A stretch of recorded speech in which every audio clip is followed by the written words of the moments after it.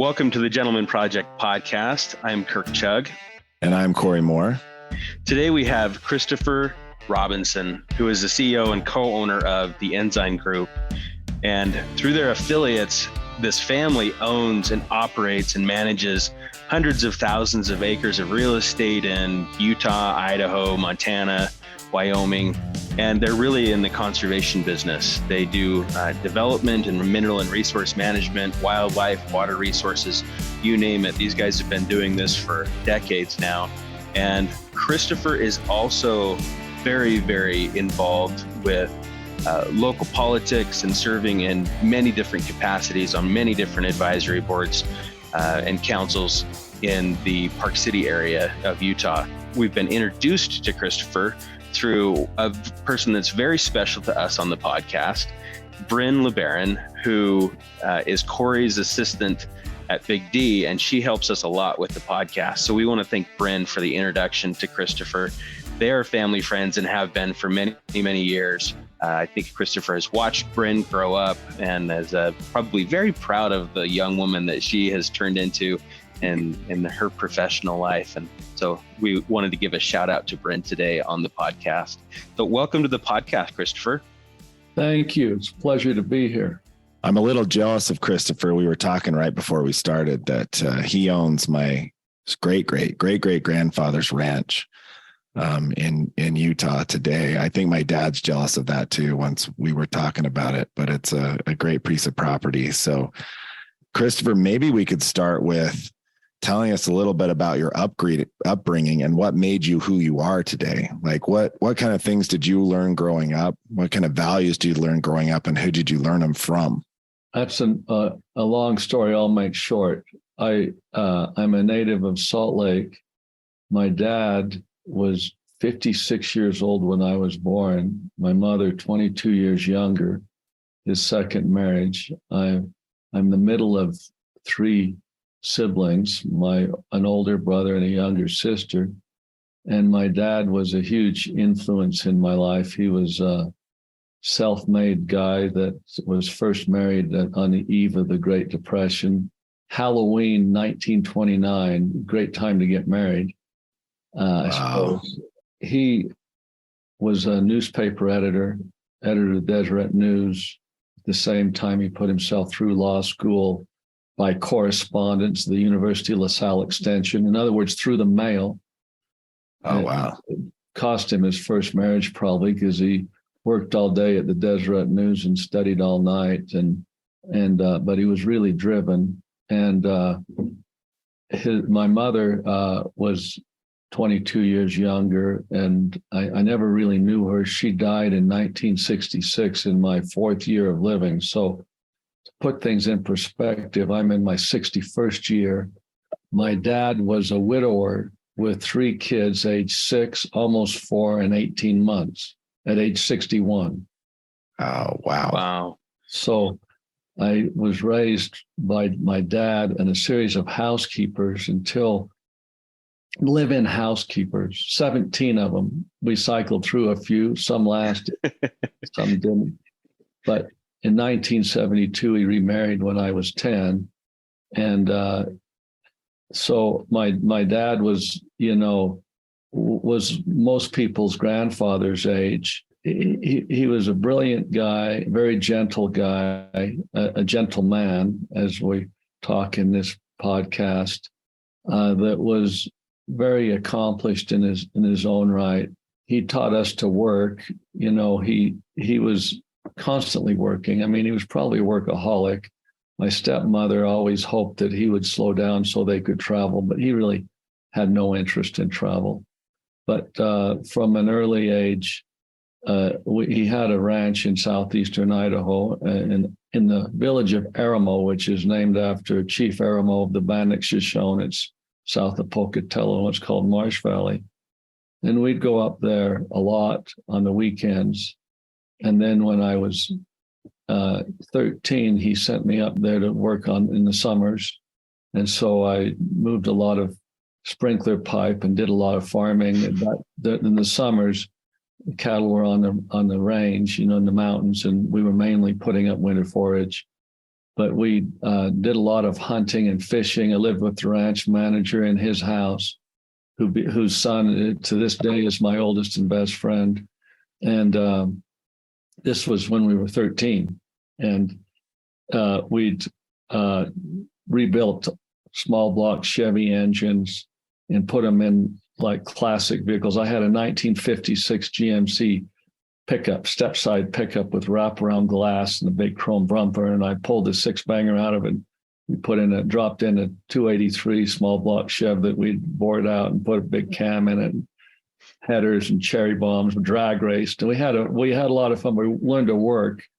And that working on the ranch was probably, I did well in school and things, but that was the formative part where you learn to work physically, but also I learned to negotiate. They sent me on parts runs. I'd have to go and cut deals in Pocatello for everything's always breaking down, of course, and just a lot of practical skills. I went to Roland Hall St. Mark's through the 8th grade, got a great education there, and then went on to East High School. I served a mission to the Dominican Republic for the Church of Jesus Christ of Latter-day Saints. Loved Spanish. Then I was lucky enough to go to the La Universidad de Madrid on a scholarship through the honors program at the U of U, studied art and art history and literature in Spanish. I still love Spanish, the Spanish language. I read almost every night Spanish literature just before bed. I graduated in accounting from the U of U. I had through the honors program, I had 5 glorious weeks in public accounting at the firm of Deloitte, Haskins and Sells. And then my dad passed away right before I was to sign on with Deloitte. I thought I could do both be a public accountant. My plan was to go to law school after a couple of years of public accountancy. And Dad passed away. And after a couple of weeks, I said, this is ridiculous.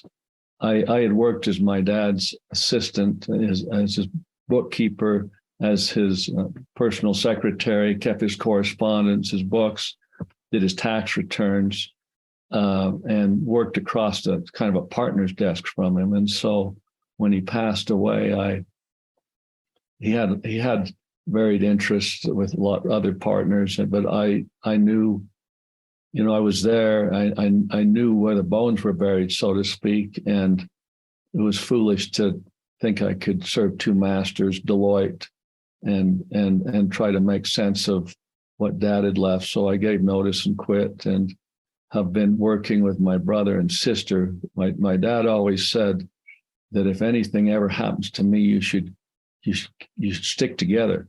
That if you divide whatever you have will go to the 4 winds. If you stick together, you'll have some critical mass. You'll be able to do something.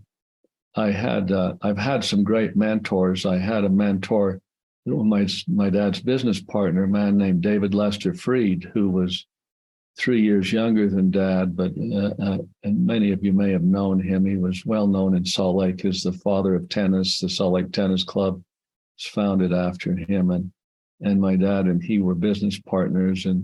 And David Freed's father had passed away and left 4 brothers, and they had stuck together, and that was good counsel. And he said, stick with Dave Freed and follow their lead. So we did so, and David Freed was a great mentor who died at the age of 92 in 2001, right before 9/11. I've been in business now for 36 or 7 years or more. I mean, it depends on when the start date was, but I've learned a lot from doing.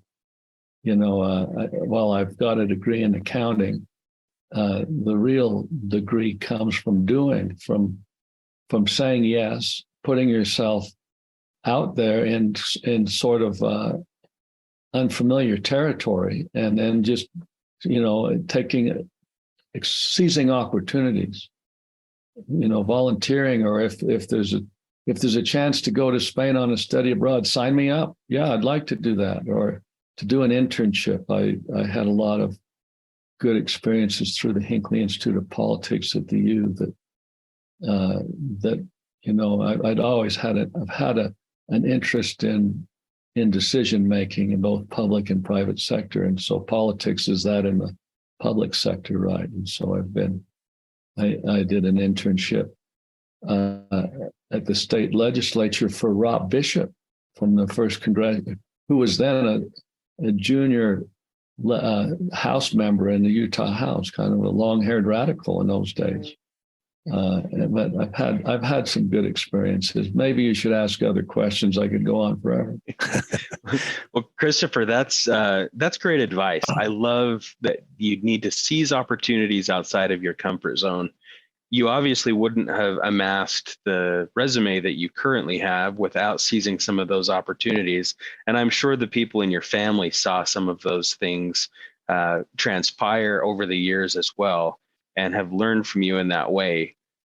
You have kids. Can you tell us a little bit about them, and then tell us how they have learned to seize those same opportunities by watching you? Have there been some stories or opportunities that they have taken that have served them well because of that example that your father and your other mentors taught you? I have 4 children. My oldest is a stepdaughter that was, you can't do the math, as they say. She's 10 years younger than I. So in other words, I had her when I was 10. I'm sure it's, perhaps physiologically possible, but it didn't happen that way. My wife had a daughter when we married. She was probably 17 or 18. And her name is Artemisia. She goes by Misha sometimes. It's a family name, Artemisia. It's Latin for Artemisia tridentata, which means big sagebrush. But it's a family name in Artemisia Snow, I think, was the first one, but a Mormon pioneer. But and then I have my wife and I had together Jesse, who's a year older than Bryn, Jesse Jane, and then I have twins that are a year younger than Bryn. In other words, if we're using Bryn as the marker, Jesse is 27 and the twins are 25, Will and Sophie. And they're all married now and well married. And I think, they would say that especially the younger ones, that I need to work on my work-life balance. And to me, life is made of time. It's the building blocks, like Ben Franklin said, that it's the really one scarce commodity that we have. Money, some people can amass fortunes, but there's still 24 hours in a day, right? There's no way to really stretch that. But valuing time, and that's what I try to teach the kids to one degree or another. Some of it sinks in better, that, be careful how you use your time, because it slips by. I have been involved in a lot of things, and some of it's come at a cost of robbing them of some time, perhaps. But I think we found a pretty good balance. I'm not sure I would say that I've been the best father, that I'm at every little event and everything, but they've always seen me engaged in good causes and trying to make a difference. And sometimes just by doing or leading by example is as strong a message as any lecture. I'm proud of the 3 younger ones. They all served missions, and they were difficult missions. One to Russia, one to the Czech Republic, and one to Yakima, Washington, where they had to, in the case of the 2 European missions, learn difficult languages, especially in Russia, and where it was not a friendly environment. It's like PTSD coming home from there. It's like they're seizing the day in their own way. They're not, some of them say, well, I want to do what you're doing. And then they say, well, I really don't, because it's, what I'm doing has required a lifetime of skill acquisition at a pretty good sacrifice. It's a two-edged sword. Malcolm Gladwell in that 10,000 hours, the Outliers book, you develop some aptitudes by doing things often and repeatedly. I've developed some by doing a fair number of things. Multitasking during the 10,000 hours. To me, I've had a tremendous education by doing, as I said, but I'm not sure that that's for everybody, because you have to really enjoy the ride, I guess. Chris, let me ask you this. I think, my dad grew up on a ranch, and you had a similar upbringing in that you were going to the ranch in the summers and weekends and things like that. And that certainly teaches hard work. And then that next generation, it sometimes becomes harder if they're not able to have that opportunity. And my dad had to work really hard to figure out how to teach us hard work without the ranch there. What kind of things did you do? Were your kids able to have that experience, or did you have to figure out other ways to teach them hard work? My only son, I've tried to do a couple of things in that way. And I would say that one of the disadvantages that, I say I'm a rancher, but I'm really not. I mean, a rancher that's getting up and getting the saddle every day, or, and it has a job that a toddler or a young, a 4-year-old would follow their dad around and want to be on the back of the saddle or the front, and then pretty soon in their own saddle, etc. That's not who I am. But what I have done is a few summers ago, after my son's mission, I said that I want you to go and spend 2 or 3 weeks with each of our ranch managers and live with them and see what they do and get trained by them over a summer. Well, between semesters at USU.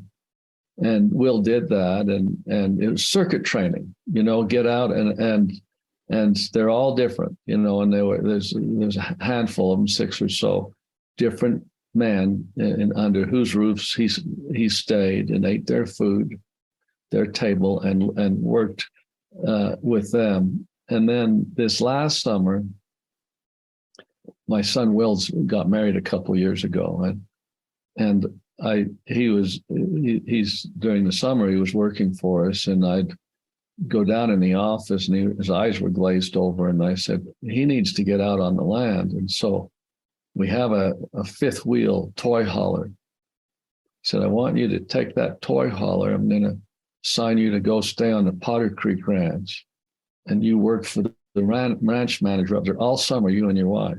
He went up there, and then he says, calls me up. He said, Dad, this ranch manager of yours has unrealistic expectations. I said, well, what do you mean? He said, well, he expects me to work 15 hours a day like you would or something. I said, well, look, I said, it's not going to hurt my feelings whether you stick it out or not. But I want to say this. The world is full of starters, but finishers are in high demand. It's up to you what you want to do. Guess what he did? He finished. Now, I tease him. I said, are you ready to go back this summer and stay in the fifth wheel? No, I think that's one and done. But it was a great experience. He learned to herd cattle. He learned to build fence, to irrigate. They were building a home. You'll appreciate this from a contractor's point of view, using ICF, these insulated concrete forms, building a new ranch manager's house off the grid that we want, like super sustainable, so it doesn't need cooling and it really has thermal mass. And anyway, that's cool. He'd work 5 days and then go to Logan on the weekend, but it was 70 miles from Logan, no big deal. But they both worked together. His twin sister is working and her husband in our accounting department. She has a degree in finance and has been doing it. Graduate of BYU, did an internship with Goldman Sachs, and had a chance to go with them. He gave her a job offer. I said, no, I'd like you to stay with us. And she's agreed to, and I'm grateful for that. My other daughter is not working. She graduated in Russian, and she's married to a applied mathematician, a code writer, which is their worst skill sets. I will say he's been working with Amazon, although he was last week the subject of their well-announced layoffs, that the tech sector has gotten over its skis a little bit, and they're trying to get balanced again. But he's very employable. I'm not worried. When you look at your life and you look at the things that you've accomplished, what do you want your legacy to be when you're not here anymore? Well, I've worried about that a little bit, that it's not that my life's work may not be that important in the big picture. To me, one of the greatest satisfactions is knowing you've done the best at completing a difficult job and doing it well. People view challenges as a negative, and they're uncomfortable during the heat of them, but they're really an opportunity to bring the best that you are to bear in problem solving. And I like to be viewed as a problem solver. And I tell this to my kids, that if you want to be compensated well, then you have to have a strong value proposition. And the value proposition is the world is starving for people that can solve problems. It's full of them. And those that can will be rewarded, that are self-starting and can find a way to get things done. You know, one of my favorite books was the late David McCullough's The Wright Brothers and Their Flying Machine. I don't know if you ever read that, but those guys, those two brothers, they had a vision at the end of where they wanted to go, which was to get in the air. And they had so many setbacks in the way. At each challenge, they innovated and tried again, got back up and figured it out. And that's one of the great lessons. I don't know the legacy of building a ranching business or a real estate business is that durable over time. And I hope that the legacy is a respect for the earth, of a stewardship, that not taking it with us. We're not taking it with us. It's going to outlast us. During our time, have we cared for it well? And have we been generous with it? Have we allowed other people to enjoy the blessings that have been afforded us by this time of our ownership or of our leasehold? Respect for the importance of natural processes, that really in some ways the true wealth comes from the earth. I tell our people that I want to maximize or optimize our harvest of sunlight and rainfall. Those, if possible, I want those to be our greatest inputs in our business. And those are natural inputs. And, whether they be minerals, the gold or oil, many things, our food, are dependent on this process, of the natural process of what the earth puts out. Now, we've been a lot of derivatives from that take most people away from an understanding of the bedrock that the earth is, and it's in terms of our life and our livelihoods. But we're still stuck at the early stages. But it's not a get rich quick way, but it's And so hopefully some legacy of hard work, honesty, trying to find win-wins, trying to be generous, respect the earth, and take good care of it. Those might be some legacies.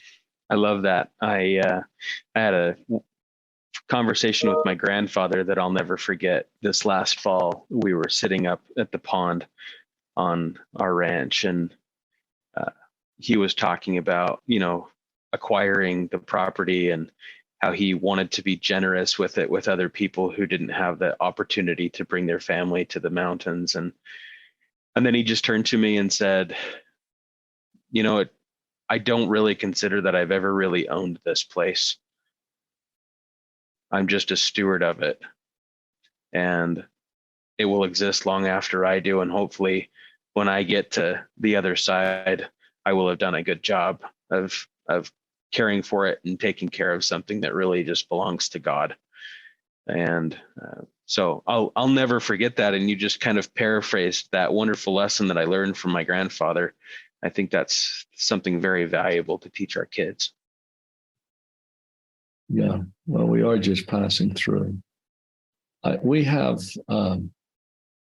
some iconic landscapes that have a lot of wonderful recreation, fisheries, hunting, just outdoor hiking, camping, mountain biking, that I've tried to be generous. We've commercialized the hunting for the most part, so because it's a fairly big business, but aspects of it we haven't. And then we have some really great stillwater fisheries, and I've tried to be and with the Freed family that I mentioned earlier, have an interest in some of this real estate and trying to encourage the rising generation to enjoy that, as well as being generous. We've been hosting a project for Healing Waters, disabled vets, coming up and having a day with a fishing guide and trying to help, the serenity and beauty of nature while catching a rainbow on a fly rod. It's good therapy. You're giving everybody cabin fever. We're sitting in too much snow. Somebody here for the first time ever, somebody, at least to my knowledge, asked if they could go ice fishing, and I said they could, but it seems hard to cast a fly rod down that hole. I'm not into that, but in any event, we've let the local high country fly fishers, the TU chapter here in Summit County, Trout Unlimited, host a men's and women's clinic at the ranch for years, and other things, pioneer treks, and lots of, trying to let people enjoy the bounty. Hey, you mentioned, Chris, that your dad said, hey, if you guys will essentially do this together as siblings, that it'll last and you'll be able to amass something special. And it sounds like you've done that. Tell us, has that been easy? Has that been hard to stay together like that? And then what do you do with your kids? A lot of people are trying to figure out, how does this work with me? And then how does it work with my kids? Is that a hard thing or an easy thing?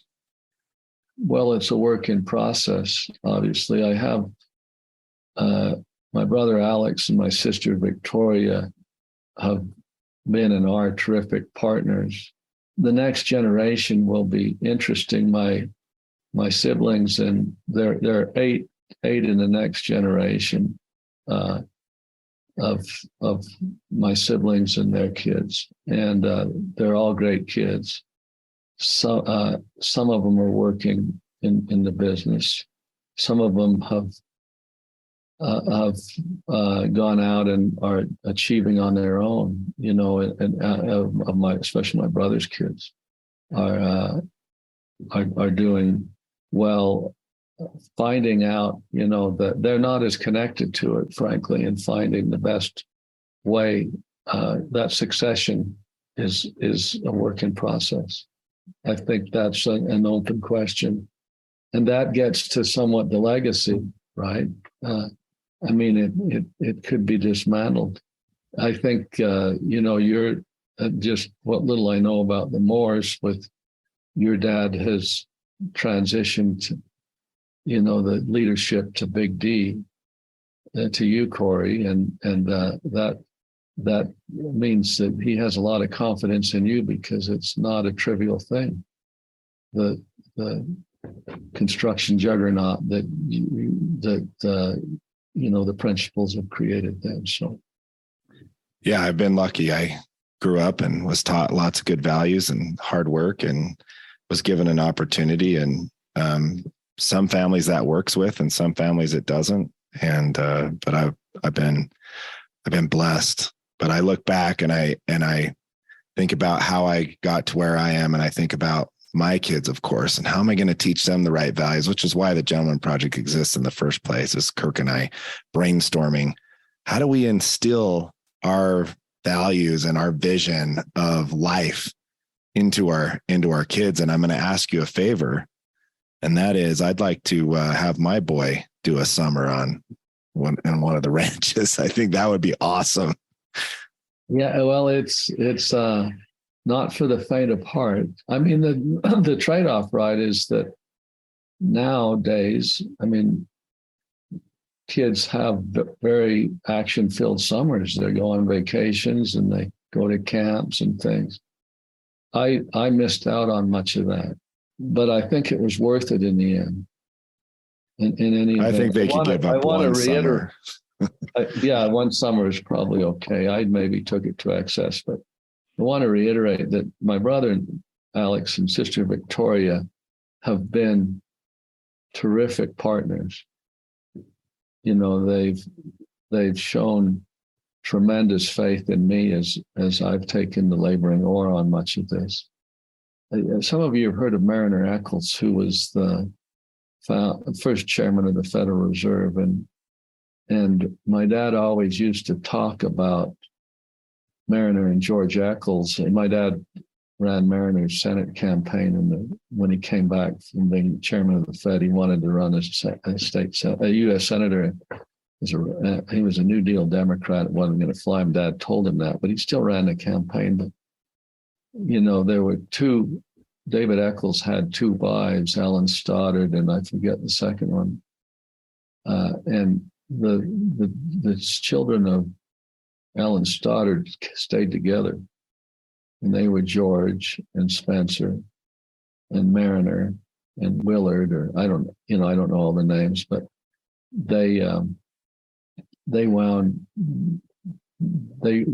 by keeping together on, they were able to build something, and I think that was his point, that how you do it though at a next generation. Some have been really successful at it.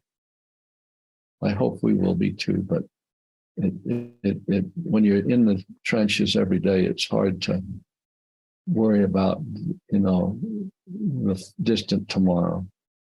You bring up a good point. I'm trying to relate some of the business. We're always, I'm always relaying kind of business back to family. And one of the things that as we've grown as a company, we talk about working on the business versus in the business, right? Doing succession planning is working on the business, not in the business, right? We're in the treadmill of, doing what we set out to do, but sometimes you have to get off that treadmill and ask yourself, am I doing the things I should do, right? More of a strategic planning, get out of the weeds for a minute, look at the view, understand your vision, that kind of a thing. But we have to do that with our families too, right? It's good for us to work on the family, not just in the family. In the family is taking them to their sports event and, doing all the things, the daily things back and forth from work and to school and getting homework done. But I think that it's important for all of us to take a step back and say, let's have a planning session. Let's think about, are we teaching our kids the right things? Are we teaching them the right values? Are we thinking about what's next for them? And I know for me, I'm on that treadmill more than I'm not, right? I'm not thinking about bigger picture kind of thing. So you just made me think of that. I've never thought of that before until right now, but we talk about that at work all the time, on the business versus in the business. And I need to do some things where I'm working on the family, not day-to-day activities with the family. Anyway, just a thought that popped in. I think that's right. My problem is I love transactions, and which is really a sort of a episodic problem solving, and then leave it to somebody else to manage. And, like you put something together, or you come up with a win-win, and then you get out of the way and let someone else deal with it. Doesn't have the challenge and the adrenaline of the original solution. It's now managing in the wake of the solution. And so working on the business as opposed to in the business. I'm a junkie at working in the business. And there's great work to be done there. I really like that thought, Corey. And I'm hoping that that's kind of what the podcast is a reminder to work on your family, not in your family, because in your family is the default, right? That's what happens when you don't give thought to purposefully being there. Or like our last week's guest, Scott O'Neill, said, be where your feet are. If you walk into the house and your mind and your thoughts are still somewhere else, you're not going to be very present at home. And it's just the default where you end up going if you don't give thought to it. So I like this thought of working on the family, not in the family all the time. And hopefully this is an eddy in a very turbulent river sometimes that we can pull over to the side and just say, you know what, I'm going to try some of these things that Christopher talked to us about today. Some of the lessons that he learned from the people that impacted him and mentored him the most. I'm going to try some of those things in my family and see how they work. So hopefully that's the value that you get from listening to the podcast, and that you keep coming back and listening to more episodes. I had a good friend tell me this last Sunday that he's listened to every episode. Went back to the very beginning and listened to every episode. So Rob, I know you're listening. Thanks for being a good fan of the podcast. And I've seen you become a better dad and a more purposeful husband as well. So hopefully that's the effect of this podcast, and having wonderful people like Christopher on the podcast to share their ideas. So Christopher, at the end of every podcast, we always ask the same question, and that is what you think it means to be a gentleman. Would you define that word for us as you see it? Well, I've been thinking about that. My kids say I'm a prescriptivist, which means that I'm in detail oriented for good grammar. And maybe when I look at the word, I look at the etymology of a gentleman. It's got two concepts to me. I'll start with a man. That's somebody, hopefully, who is strong, capable, a protector, a breadwinner, a leader. But then it's modified by the adjective gentle, which is not to take away from those qualities, but it's to bring out their better angels, and then those kind of adjectives or synonyms or additional meaning would be that somebody who's humble, who's teachable, who's courteous, who's compassionate, who is generous, who is liberal, who's protective, so that I guess you could say, I was trying to think of an antonym, maybe a wild man. Wild man is just some crazy guy that's out there that is selfish as opposed to selfless. That is, just narcissistic, or that is uncontrolled. So a gentleman is controlled. Gentleman is in control of those, of himself, and tries, I think gentle things are peaceful. So a gentleman is a peacemaker. I don't hold myself out as having any monopoly on. There are many, many better fathers and husbands and business leaders. I've done the best I've known to do, and have just done it along the way, learning the hard knock schools, great educator, best education you can get from doing. It's not perfect. I don't recommend it as a model, but I offer it for whatever it's worth. Yeah, you have a wonderful definition of a gentleman. That could be like the dictionary definition. It should be, maybe. So thank you for sharing that with us. You're welcome. Appreciate the opportunity to participate. I have a lot of past episodes to listen to of other gentlemen. I think I've been lucky. And the definition I use for luck is where opportunity and preparation meet. Mm-hmm.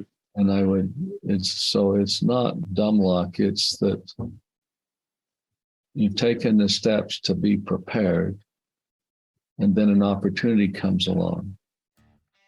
And then you're able to take calculated risk, or to seize the opportunity. I love that. Then you become lucky. I've been pretty lucky. Create your own luck. Yeah, well, Chris, thank you so much for your time today and for being on the podcast. I can see why Bren wanted to introduce you to us, and thank you so much for your comments and for telling part of your story to us today. Thank you, gentlemen.